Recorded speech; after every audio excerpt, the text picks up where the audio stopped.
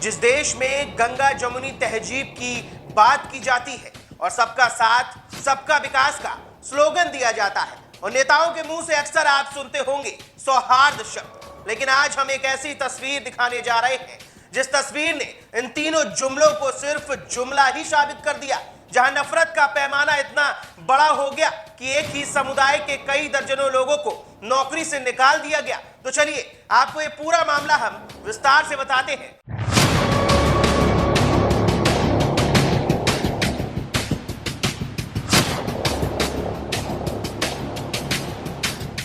नमस्कार, आप देख रहे हैं द लीडर हिंदी और मैं हूं आपके साथ स्पर्श गुप्ता।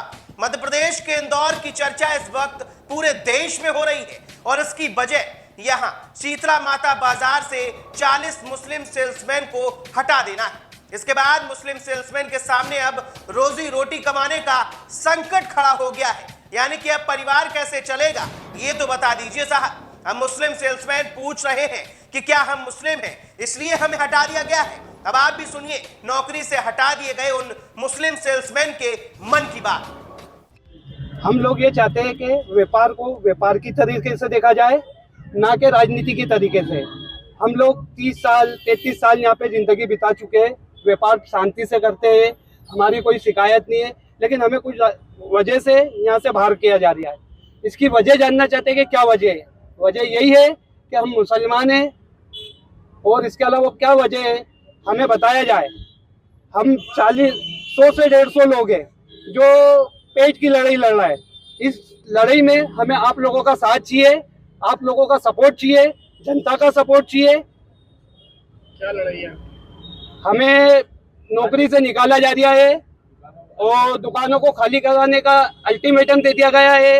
हमारे सेठ लोगों को थोड़ा सा दबाव बना के बोला गया है कि आप इनको निकालो, नहीं तो हम हमारे हिसाब से करेंगे। किनके द्वारा दिया गया दबाव? राजनीतिक दल की वजह से।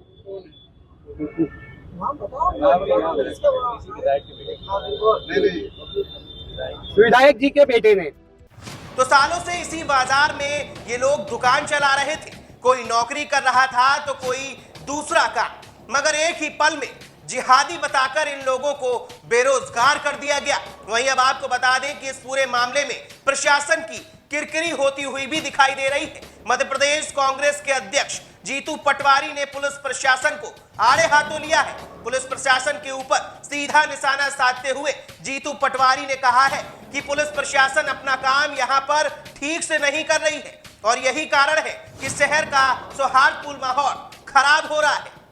इस देश में हर व्यक्ति को, चाहे किसी समाज का हो, हिंदू हो, मुस्लिम हो, सिख हो, ईसाई हो, ये काम क्या करेगा और कैसे करेगा और कहाँ पे करेगा, ये रोकने वाले देशद्रोही।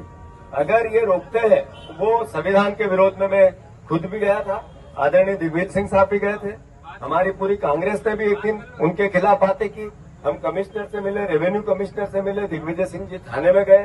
4-4 बार हमने अपने कांग्रेस की और संविधान की एक ही नीति है, हम संविधान के अनुसार जो नागरिकों को हक है उसकी रक्षा करेंगे। राहुल गांधी भी देश के संविधान बचाना चाहते हैं।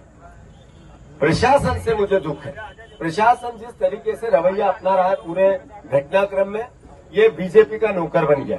तो जो बीजेपी के नौकर बनेंगे वो 3 साल बाद अपना हिसाब खुद कर ले।